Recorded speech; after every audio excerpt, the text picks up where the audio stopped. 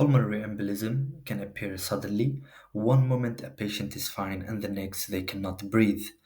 In this first part, I'll go through everything you need to know: what it is, why it happens, Virchow's triad, what's going on inside the lungs, and the key symptoms to recognize. Pulmonary embolism is the blockage of the pulmonary arteries, most often caused by a blood clot that travels from the deep veins of the legs.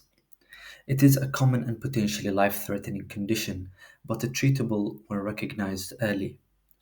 Always consider pulmonary embolism in patients with sudden chest pain, shortness of breath, unexplained tachycardia, or fainting. This condition is classified according to the risk of early death into high, intermediate, and low risk categories. High risk cases show hemodynamic instability, such as shock, hypotension, or cardiac arrest. Stable patients are further evaluated using clinical scoring systems like SPESI and imaging methods that assess right heart strain. Most pulmonary embolisms are caused by a thrombus that forms in the veins, usually in the legs, what we call deep vein thrombosis. Sometimes the clot can also come from the arm or the central veins, especially after the use of a central venous catheter. Less commonly, pulmonary embolism can occur without a blood clot, for example, from air, fat, or even amniotic fluid entering the circulation. When we talk about the causes of thrombosis, everything comes back to one classic concept: Virchow's triad. It describes the three main mechanisms that lead to clot formation, which are venous stasis, endothelial injury, and hypercoagulability. Let's go through each one.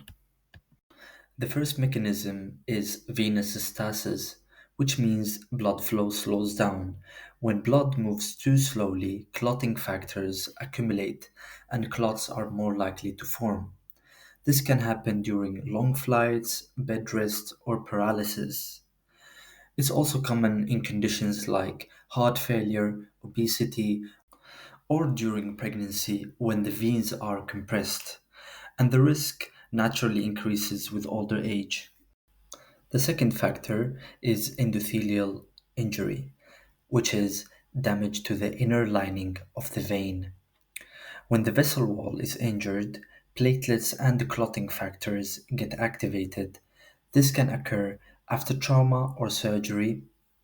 It can also occur from venous catheters or due to inflammation and infection.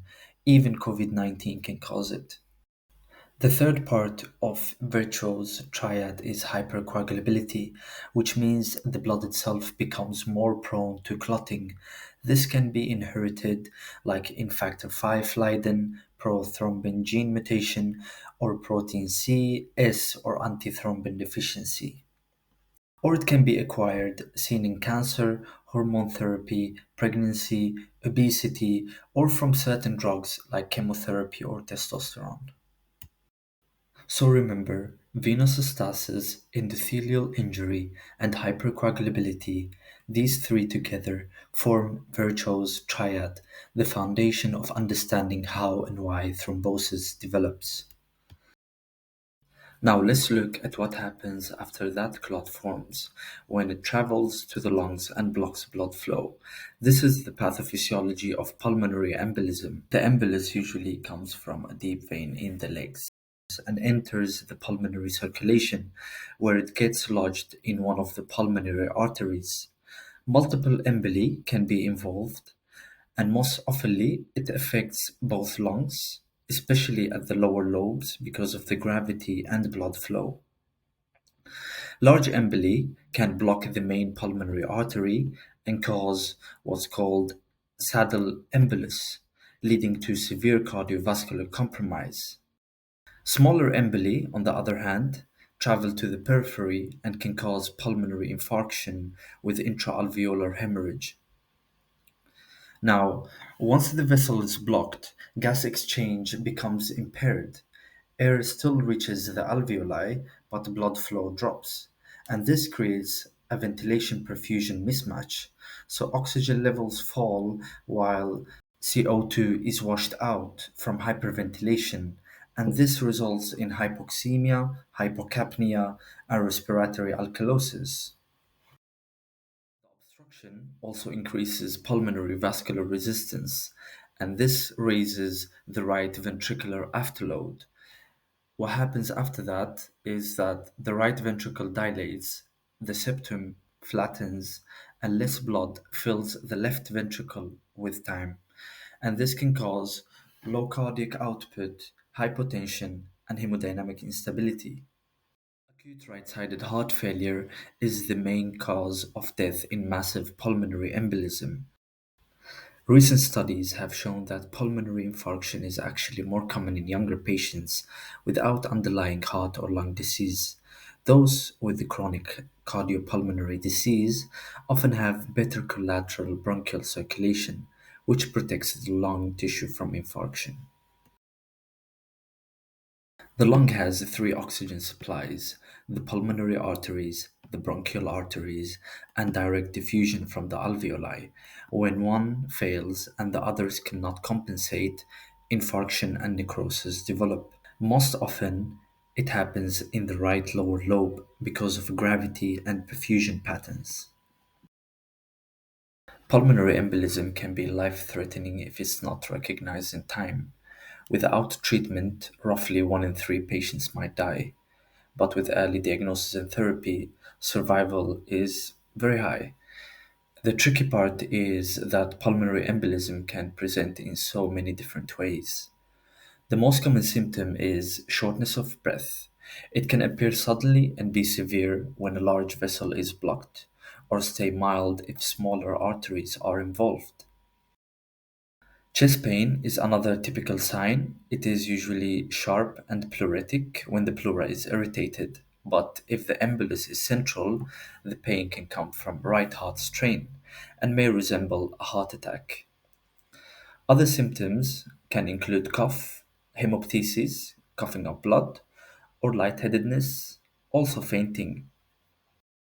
Now, in patients with chronic heart or lung disease, a gradual worsening of breathlessness might be the only clue.